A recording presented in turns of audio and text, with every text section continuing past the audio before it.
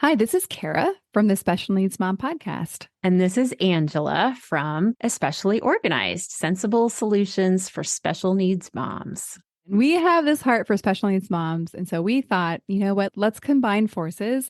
And we have come up with what we're calling the Purge Party. And you can pretty much guess what it is. It's a party where we're going to come together and we're going to purge, or in general, accomplish a goal, a small goal together.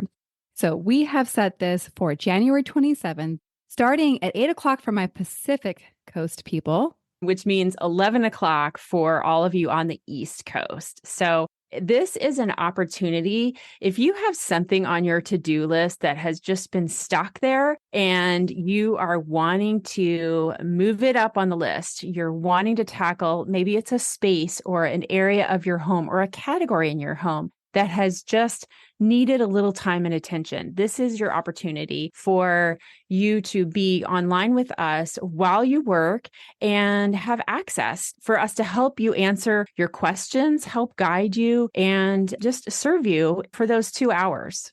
Yeah, exactly. And I think you can tell like what we've designed is just this very high level of support for that project that you just haven't been able to tackle on your own. The thing that we are envisioning is that you get to leave this purge party feeling so accomplished because you did the thing. You started the year off getting that thing done that you were stuck on last year. And so it's a momentum builder, if you will. You can go ahead and sign up. We have a link ready for you. And we are offering this for $40 for the whole experience. Absolutely. And we hope you'll join us. I think it's going to be really fun. It's going to be a great group of moms of special needs kids. So we all get each other. We all have an understanding of what it's like to have something on our to-do list, but just we haven't been able to tackle it yet. So I hope that you will join us. We're super excited to bring this to you, and we are thrilled to work with you. All right. We'll see you all there.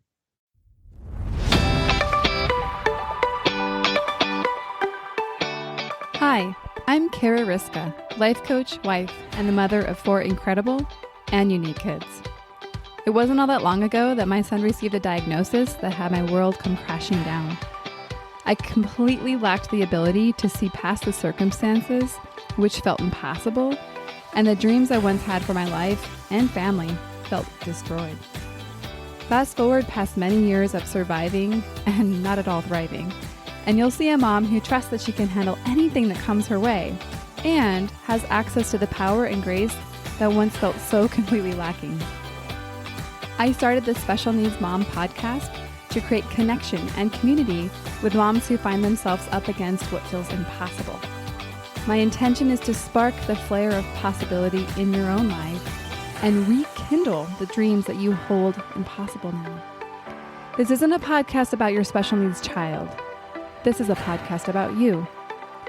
If you're a mom who feels anxious, alone, or stuck, then you are in the right place. Welcome. Hello there, and welcome back to the Special Needs Mom podcast. Our guest today is Robin MacMillan, and I asked her to come on the show because she's up to some pretty amazing things.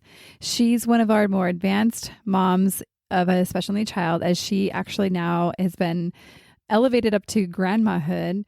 And, she's worked as a vet tech and medical educator in her day job, but by night she's a pretty spectacular mom of 3, and then now it sounds like grandmother to 2. She's coming to us from Missoula, Montana, and she likes to describe herself as stubborn and rebellious. I think you're going to fall in love with her. Let's welcome her to our show. Thank you for having me. It's awesome to be here. Definitely. Well, before we get started and before we get to hear a little bit more of your story, how are you doing? Like for realsies, not just like, oh, I'm good, but like, no, how are you doing? No, I'm a nervous wreck, but I am good. It's like, oh my God, that's all I thought about all day. But no, I think it's a good nerves. So yeah, I'm excited. How's things going these days in your life? They are so busy. I don't know why I do this to myself, but I continually just keep adding to my plate. So, yeah, I just went through a course and became a BLS CPR instructor. What's BLS? Basic life saving. Ah, okay. And then I also work in the nursing program at Missoula College, and I work at a veterinary clinic, and I'm working on my own podcast, and I'm a grandma and all these things. So yeah, things are busy, but they're great. I love hearing that because even just this week, I was talking to one of my coach colleagues, and I told them, I was like, I think I'm overcommitted, or it wasn't that, but then he's like, or no, actually, what I said to him is like, I think I have a lot on my plate. He's like, he doesn't have any kids. He's like, yeah. He's like, you didn't have to tell me that, and I don't know what it is about. It sounds like you and I are similar. Mm. I just really love doing a lot of things, and Mm-hmm.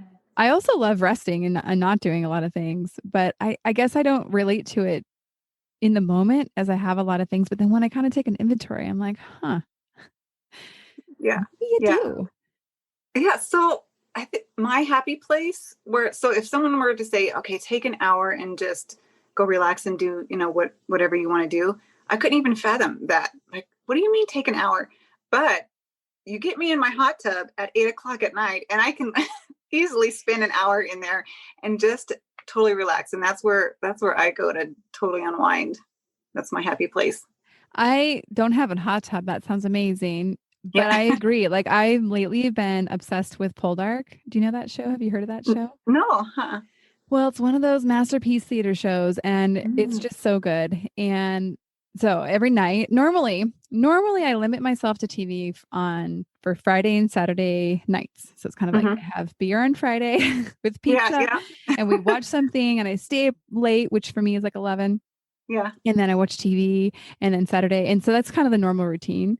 But lately, it's been like every night. I'm like, all I want to do is watch Poldark, and I've been staying up way too late. Like again, only till like Yeah. 10:30. But still, I'm like, I Yeah. find that since I go so hard during the day, that this time just to sit on the couch, my like favorite couch spot with my pillows all situated, it's just been like, I just got to get to my couch. I just got to get to my couch, not in like a like escape way, but in a Yeah. way like I'm just ready to like sit there and be. Yeah.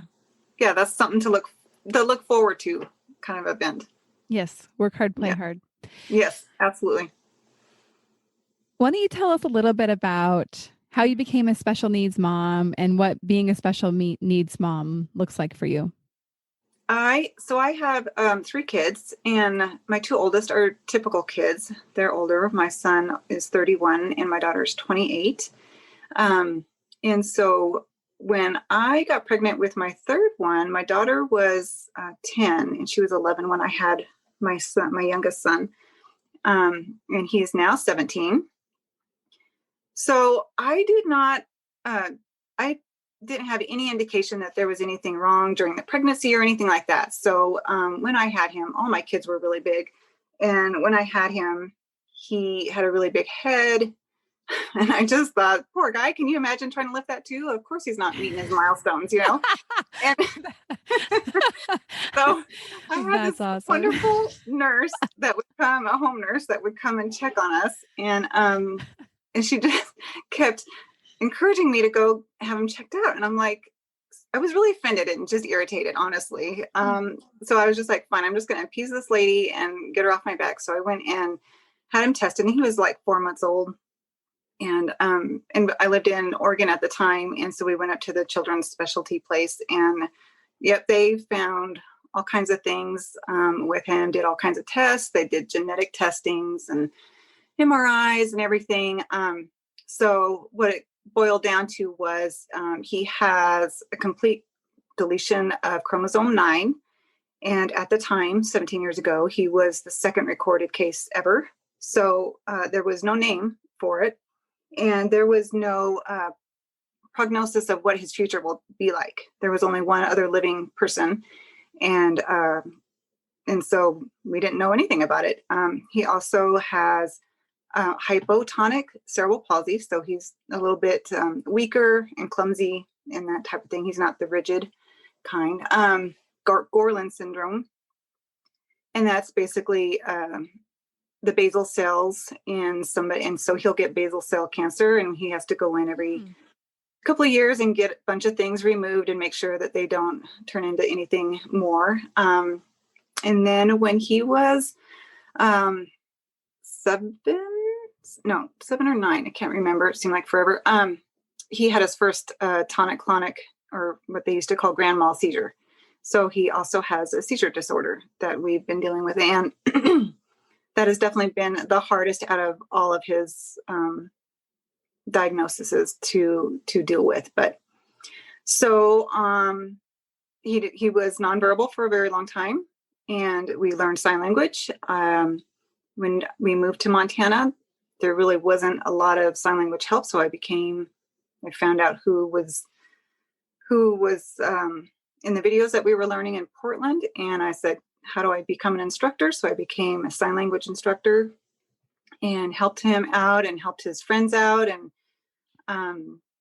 then he's just kind of really grown out of a lot of those stages, and he still has seizures. We now have a service dog, excuse me, and she's awesome. He is verbal now. He might be, able to have a job soon. He might be able to move into an apartment with a friend soon. So I think the part of not having a name to his diagnosis was super critical for me, because it didn't limit me to that box of what everybody was expected for that diagnosis, if that makes any sense. We just didn't know. So I just pushed him and gave him opportunities, and he would go as far as he could. And when he couldn't, then we would stop, and so now he's about 6 feet tall and and in high school and doing great. So that's incredible. I think it's so fascinating the way that you approach the no name diagnosis, because I mean that's specifically the way that you looked at it. It's not necessarily how everybody would have looked at it. Some people would have interpreted it completely differently. Yeah. I've had a lot of people ask me, like, don't you want to research more and more and more? I'm like, no, it is what it is. It's not going to change anything for me. I still would do everything I think that I've already done for him, which was scour every service available at the time that he needed. So it didn't matter to me. Yeah, it was almost like you said, you had no picture of what he should be like according to this diagnosis. Therefore, you thought, well, I might as well picture it the best that what he's going to create. And I love the way you described that. You said we just pushed, and then when he wasn't able, like when he kind of got to the place where it seemed like maybe the support wasn't getting him further, it was just kind of like going up against a roadblock or a dead end, if you will. Yeah. Then you just said, I'll just stop. And it was like, I don't know, just like it's such a graceful way that your being was when you were describing it. It was really, it was really, I was watching you describe it, and it was just really powerful. So thank you for sharing that. Yeah, thank you. Yeah.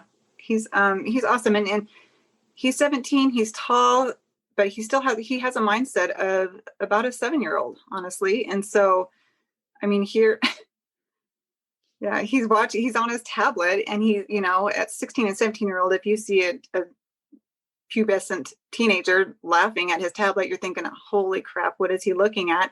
And, and I'm like, oh my gosh. And I'm like, what are you looking at? And he shows me his tablet. It's just full of pictures of Subway sandwiches. I was like, yes, I don't have anything to worry about at this point. Now I want to know what he thought was so funny about the sandwiches. I don't know, but he just loves Subway, so be it. That's incredible. So something also that stood out when you were describing him, or you said, actually, it was when you were describing how you learned sign language, which again, I'm like, the stubborn, rebellious part of you that had you be a young pregnant mom. Right. I think it also that you can see how it served you so well as you were a tenacious mom, as it relates to like diving so full into supporting him. And well, so what you said was like, I was helping him and his friends.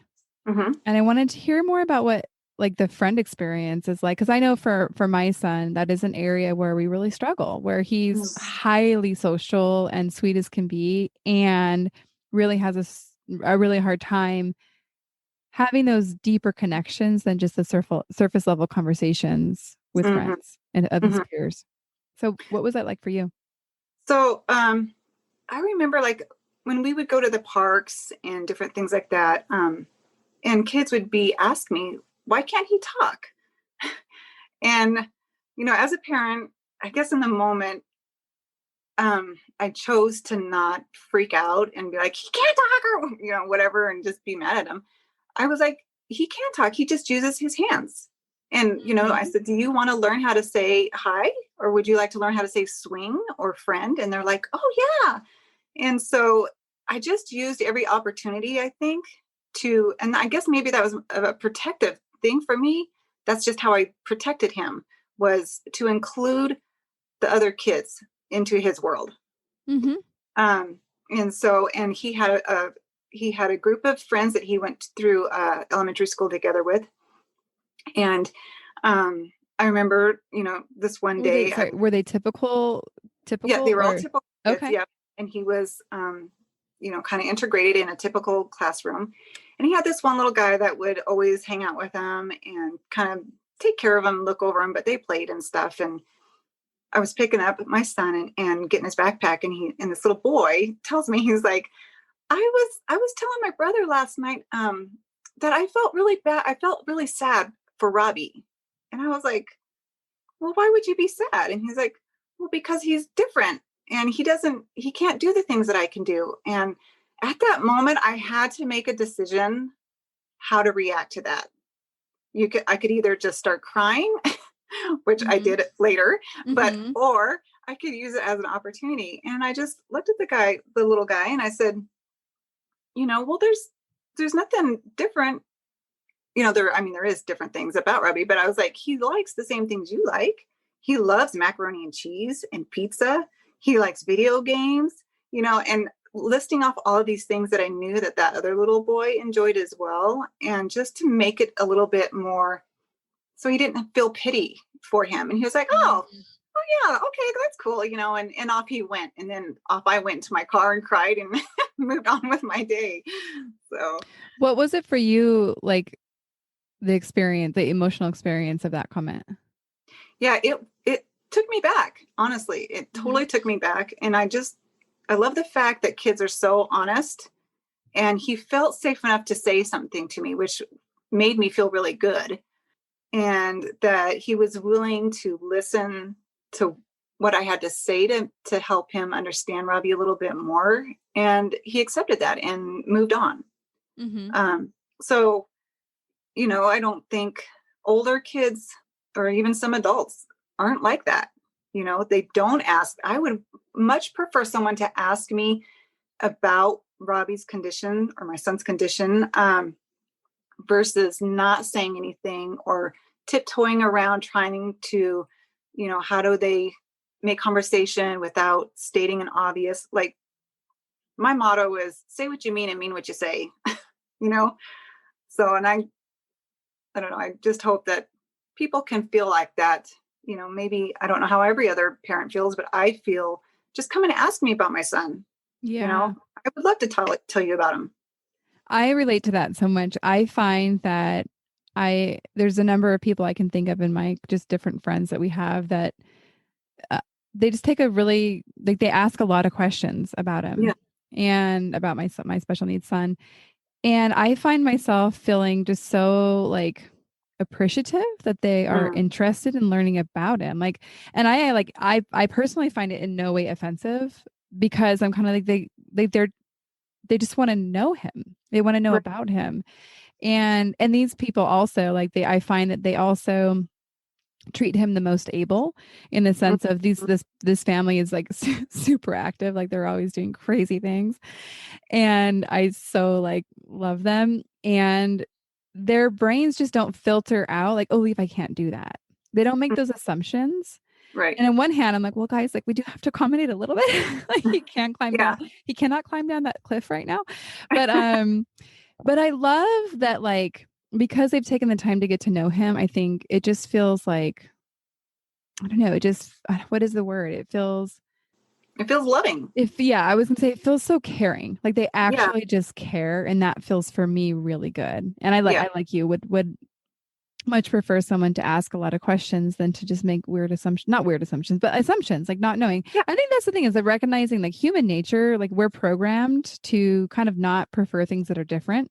It's Mm-hmm. just programmed for us to be like, different is bad. And so like we want to stay Mm-hmm. with what we are familiar with.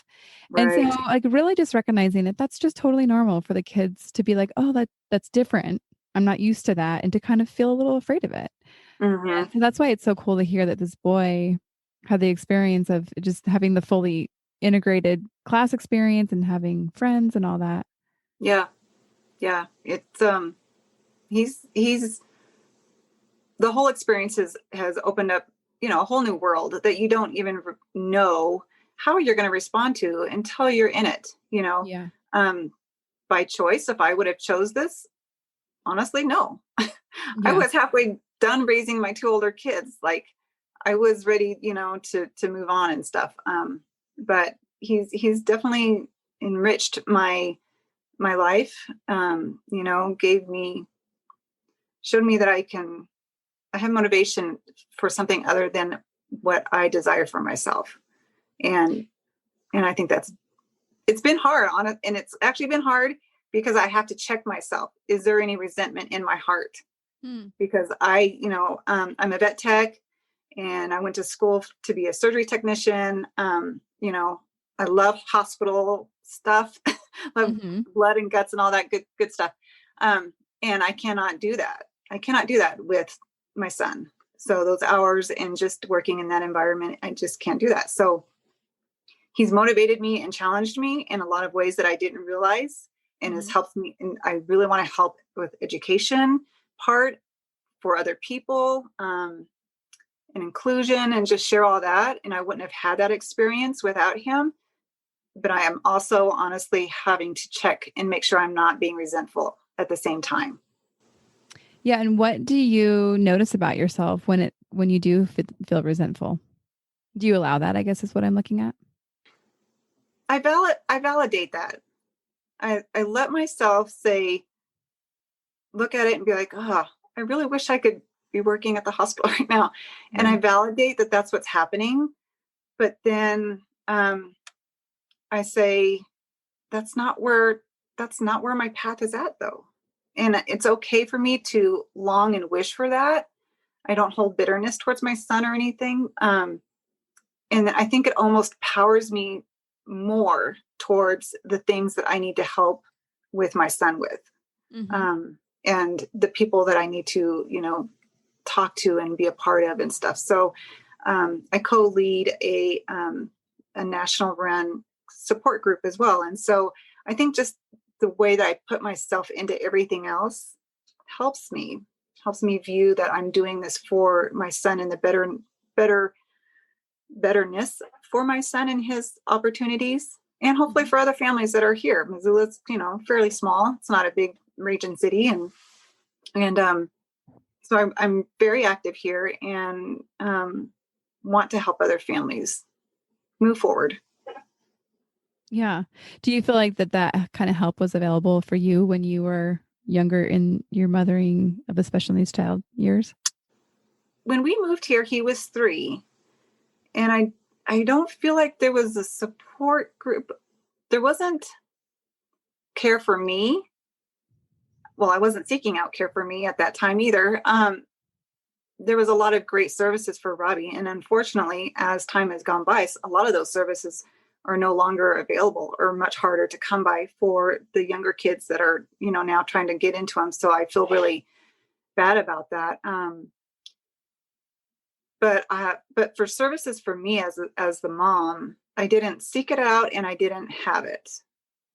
I had my daughter, who was my rock. She was very supportive and always helped me out with Robbie. And I couldn't have done half of the things I've been able to accomplish without her, for sure. As far as having friends or a support group or, anything like that, I did not have any of that while Robbie was younger. Yeah, and it's funny, even so this morning I was I was waiting outside of a school because my youngest daughter just started speech therapy today through her school. This is Oh, okay. Congratulations. my third IEP for a family of 4, which I think is just kind of Wow. funny. You go, girl. We really like individual education, because I also had an IEP when I was little. I was going through paperwork and I was like, look at that, Mom. Like, anyhow, I just thought that was incredible. But okay. So I was out there talking to a mom, and her son was a little bit over 3. And so she's a little bit newer and trying to figure all this out. And we just got to talking, and essentially the conversation was like, yeah, like there's really nothing out there for moms. Because she was saying she was trying to kind of find a therapist or counselor as she's trying to navigate the processing the needs of her son. And I so agree. And that's one of the reasons I started this podcast, is that there's just this total void and in like really supporting the moms that are parenting these kids. Because it's not all about just getting the therapy for our kids, because that is part of it, but there's a much bigger picture as moms. Yeah, absolutely. And I feel like now that Robbie's not in as many services, like when he was younger, and a lot of times when the kids are younger, they're in, a ton of services all week long, and you can't think past that, there's no life past that. He's out of that stage a little bit right now. And so I feel like now is why probably I'm able to recognize, okay, I need some care now. I just managed, 13 years of constant therapies and this and that. I need some time. And so, I don't know what I would, I don't want to add to another appointment time for families, but when you do have younger kids, if you have a chance to create your own support group, if you don't find something, then make your own, like whatever, Yeah. Cause I think, I don't know. I have, when I hear the word support group, I am not running to go join. I've been to a couple different things. I've tried a couple different things, and I can't say that I left feeling better than when I went in, and actually probably went the other way around. And so I was like, okay, that's not necessarily like, I'm not excited to go back. And I don't know what it was about it. I don't know, but I also, I've talked to a lot of moms that feel the same way. And I don't know what it is totally about it that doesn't work for a lot of us.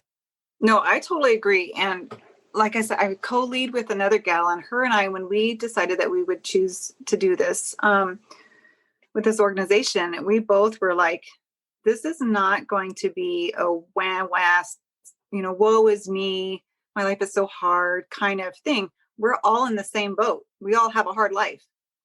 This is about, hey, I found this service today, or, I found these resources that were hidden, or, would you guys like to know about them? Like, it's all about supporting each other and sharing information as we go along. And of course, if somebody's having a super bad day and they need to vent, then we're there, because we all need that. But yeah, I know, I wish I got to find a different name other than support group, because I agree. I totally do not like that. It has negative connotations, and how it came about, I don't know why, but we're pretty adamant about our gatherings, I guess, to be way more encouraging and parent led. And we're just here to help bring up conversations. We've had guest speakers about, different kinds that come in and let the families know about their services. So I think that's been really helpful. That's incredible. That sounds awesome. Yeah. Well, switching gears a little bit, I had fun coming up with some questions to ask you. And this is a totally like random question, but it's something that I'm working on in my own life. And so I want to know how much you're laughing these days. How much I laugh? Yeah. All the time. Tell me more about that. I love to laugh. I think having a sense of humor is huge. It is just a pillar for me. If I can't laugh at myself or at some of the things that makes me crazy about my son's disabilities, then I would just be a mess. I would be miserable. I think my grandkids, of course, they always, just that freshness of having little babies around or whatever, they're always making me laugh. And I think it's really important. I love to laugh. I laugh all the time. That's good to hear, because I really don't like admitting this, but I feel like my laugh, if I had a laugh-o-meter, It would be Yeah. like in the danger zone of red, which Oh no, no. I mean, I do laugh, right? Like I'm Yeah. not totally horrible, but I Yeah. Yeah. just feel like the episode that I just recorded and released actually today, I didn't record it today, but I Mhm. released it today. And it was actually about having fun. And I know I'm not the only one here, but it's something I'm working on doing a little bit better. So what Yeah. makes you laugh? When I try to sing in the car to my son Robbie, he Mhm, hates it. mhm. He's always telling, and he's like pushing me, practically out the door, like, no, no, no, no, no, no. He tells me, don't sing. And I think he secretly likes it because he has this little smile on his face. So that makes me laugh. I love to watch him in his personality come out, like when he tries to tell a joke and it's just super random and does not make any sense at all. you Uh-huh. know, um, But it still got you laughing, it sounds it like. still got me laughing. The subway thing on the tablet, like who would have thought, that's awesome. My grandkids make me laugh all the time. My grandson particularly, yeah, we're always making each other laugh and teasing each other. I have awesome coworkers and so I work in a nursing place and also the vet clinic. And so you have to kind of have a strange sense of humor and you talk about some really gross things and it's really funny. And, yeah, I just, any opportunity I get, I just see things in a different way, I guess. If you look over the course of your life, like let's just say your motherhood, let's not do your whole life. Yeah, Do you let's not. feel like there's seasons let's not do that. Do you feel Yeah. like there's seasons where you can look back and be like, I wasn't laughing then? Oh yeah, absolutely. But like in the way that you are now, because it sounds like it's really easy for you now. Yeah, and absolutely. I think, well, yeah. So when my two older kids were in high school and in their late teens, and then Robbie was still pretty young, and I was, knee deep into services and therapies. I had just started college myself, and those two oldest ones ran me through the ringer as far as getting in trouble with the law and all this stuff. And Oh, so I law probably issues. wasn't laughing very much at that point.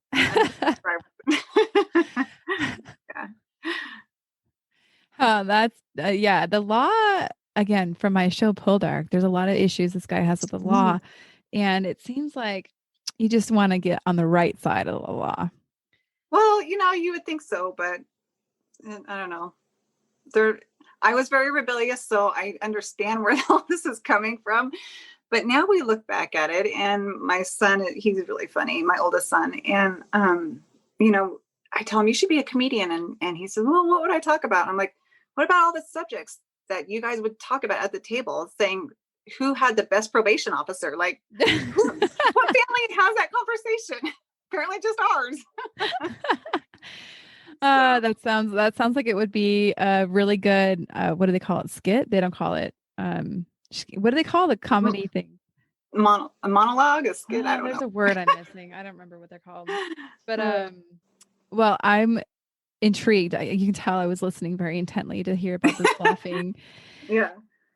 Well, thank you for sharing that about the laughing. That sounds amazing. And you what's woven through your story is kind of seeing a need and filling it. And I Mhm. met you actually because I learned that you're launching your own podcast. And so I'd love to hear a little bit more about that. Oh, thank you. Yes, I am doing that. It's going to be called Same but Different. And I chose that because I feel like on both sides, as parents, we are the same as parents with typical kids. We have the same desires and hopes and dreams for our kids, but our life as parenting can be different. We can't just put them in timeout or do those kinds of things. Same and different for our kids. Our kids are the same as other kids. They have their own likes and dislikes, just like all the other kids, in Minecraft or different things that are, trendy, I guess. Our kids enjoy the same things that a lot of typical kids like, but they do have their differences. I didn't. I chose personally not to have the word special needs in my title itself because I feel like even if a person has diabetes, they have special needs. but that's not the same special needs that you think of when you think of our families. I just said that, across the board as parents and as children, we're the same, but we're different. Mm-hmm. Yeah, definitely. Yeah, I think I've realized also like how huge the classification of special needs is, and people interpret that very differently because it can be medical, it can be intellectual, it can be neurotypical or atypical. It can be a lot of different things. Well, that's very exciting, and I wish you all the best as you do that. I know you're going to touch a lot of different families as you do that. And is there anything else you'd like to share or say as we wrap up? I'm really excited that families like ours are taking this medium of podcast and really, allowing other families to hear about us. Like our voice is being heard in a different medium, and so I'm excited about that, to just really see how much inclusion and how big people will begin to change towards our families because of things like this. So thank you very much. Definitely. Well, it's my pleasure. Thank you so much, Robin, for being a guest. And I will look forward to the launch of your upcoming show. You'll have to be on my show. I would love to. Be honored. Okay, good. Oh, hey there, moms. Before we totally wrap up this episode, I wanted to wrap up letting you know about an offer that I have going on right now. I know that each of you are coming with totally unique circumstances. For some of you, it's managing the unending physical and managing the medical needs of your child. And for others of you, it's managing the behavioral challenge, especially magnified by distance learning right now. I know that this can leave you feeling so alone and stuck, and so frustrated and even hopeless. I know some of you that I talk to are really starting to deal with some resentment because it feels like the challenges that your child are bringing you, I feel like it's kind of in conflict with you actually having a life that you love. And I know it can feel impossible to actually find peace and enjoyment in your life with all of these challenges. I know in my early years, this is how it felt for me as a special needs mom. And for this reason, I actually have created a special offer for my podcast listeners. It's the Path to Peace process that I have a one-on-one consultation where I walk you through this process and really just get a chance to teach you some of the concepts that will open your eyes to the possibility that is in your own life. I know that if I had this available to me in my earlier years, that I would be running and not walking to sign up. All you need to do to sign up is to go to the show notes of this episode. There'll be a link and you'll just send me a quick note and we'll find a time to meet together. I can't wait to hear from you. One more thing before we officially wrap up this show. Sometimes when I'm listening to podcasts, I have the experience of wanting more. I'm listening at the very end thinking, I sure wish that episode didn't end. I invite you, if you feel in any way the same way, I invite you to the Special Needs Mom podcast community, which is a free group that I host on Facebook, where we as a community of fellow moms who listen to this podcast and are experiencing life in similar shoes, get to talk to one another, get to share stories, get to actually interact. I hope you'll consider joining. See you over there.